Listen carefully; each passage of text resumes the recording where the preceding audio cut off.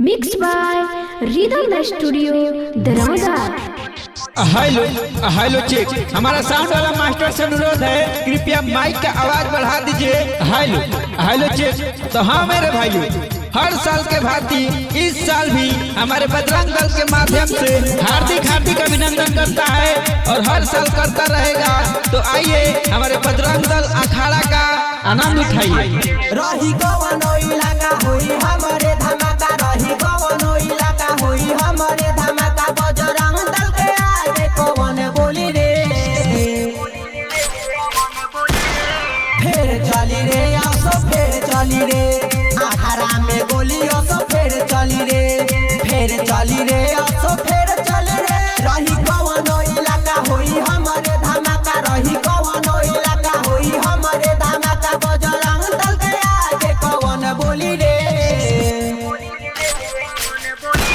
फिर चली रे आसो फिर चली रे, अखाड़ा में गोली आसो फिर चली रे, फिर चली रे आसो फिर चली रे। Hello hello check. हमारे वॉलंटियर सर से निवेदन है कि आगे का रास्ता खाली कराएं और हमारे ट्रैक्टर के ड्राइवर साहब थोड़ा ट्रैक्टर को धीरे धीरे चलाइए, नहीं तो दुर्घटना का संभावना हो सकता है, समझे।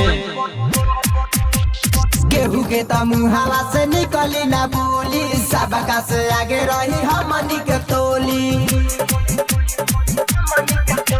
केहू के मुहावा से निकली ना बोली, सबका से आगे रही हमनी के टोली, बजरंग दल के अखाड़ा हो केहू नहीं बोली, संगावा उड़ावल जाई मिल के रंगोली, सबे पी के मगन रहतावे हरदम, सबे पी के मगन रहतावे हरदम, केहू के रंगदारी जे नहीं चली रे, फिर चली रे आसो फिर चली रे, अखाड़ा में गोली आसो फिर चली रे, फिर चली रे आसो फिर चली रे। जी हाँ मेरे दोस्तों, इसी बात पे एक शेर याद आ गया, गोली चली चाहे काटा कोनो गाँव नहीं खे, और हमारा गांव के अखाड़ा कोनो गांव के अखाड़ा से कम नहीं खे। तो इसी बात पे जय बजरंगबली। बापू बुले तो पवन के बुला के, डीजे पर नाचिलो कमर हिला के,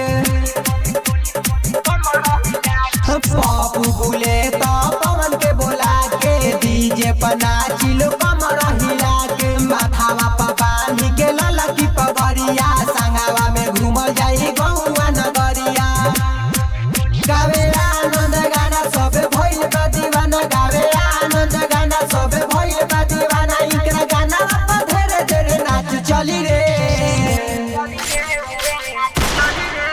फिर चली रे आसो फिर चली रे, अखाड़ा में गोली आसो फिर चली रे।